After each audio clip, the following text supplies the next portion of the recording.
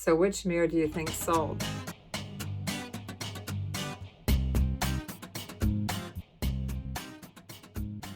There's a mirror in here somewhere. I had found this mirror, and this one. So which mirror do you think sold? I would think that one, right? It's so pretty, but it's this one. And before I start packing, I thought I'd talk just a little bit about offers. We have make offer on just about everything we sell, unless it's such a low price that I'm not going to go any lower. A Bakelite mirror that came from Kay's sale, if you've been with me that long to remember Kay's sale, where I bought all these beautiful things. A vintage mirror sold on offer for $25 plus shipping. Painter's tape.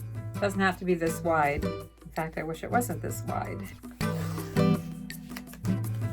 I'm going to take a piece, roll under both ends so they have something to grab onto when they go to peel it off. I folded those under.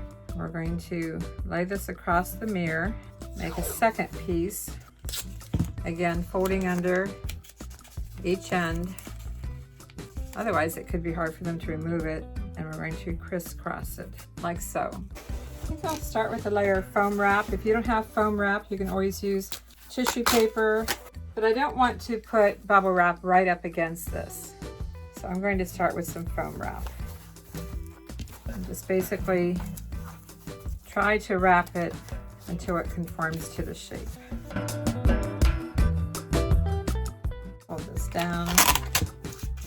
This part's a little trickier on the handle. I think I'll just tape it around and tape the end up. You can see that.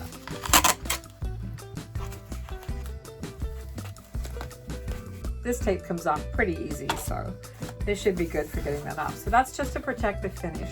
And because I want to conform to the shape even more, I'm going to start with a layer of small bubble wrap. Then I'm going to go to large bubble wrap.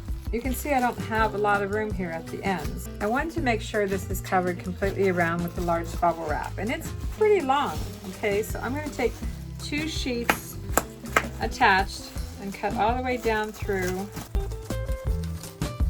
like so. And I'm going to wrap this part first. Now it doesn't go all the way. I can use a filler piece because I want to keep the pressure even. So we have this direction covered. Now let's go this direction. Not sure what size box I'm putting this in yet. I have an idea, but not 100% sure. And I'm going to give this a lot of tape along the way.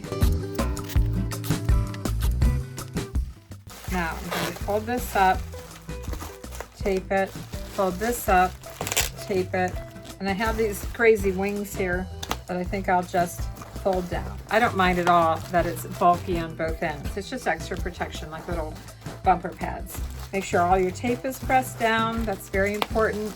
Get a thank you label on here, and now let's get a box. I have an eBay box that is 14 by 7 by 5. I'm going to try this. Let's do a test fit. Now, are these going to cause me problems, these bumpers? I think it's going to be just fine. I'm going to put some air pillows. Let's put 5 air pillows in the bottom. Lay this on top. Just folding those bumper corners in slightly. And then I need to fill in around it. Just room on each end, but not enough for an air pillow. So that's where I will start using scraps of bubble wrap. Fold it in half sometimes. Whatever it takes to fill this in. It doesn't have to be pretty so much as it needs protected. I always hope the buyers recycle this bubble wrap. I hope they pass it on to a reseller or someone that can use it. Press your tape down, cross tape, and I already put tape on the corner. Okay, I'll get this in the mail.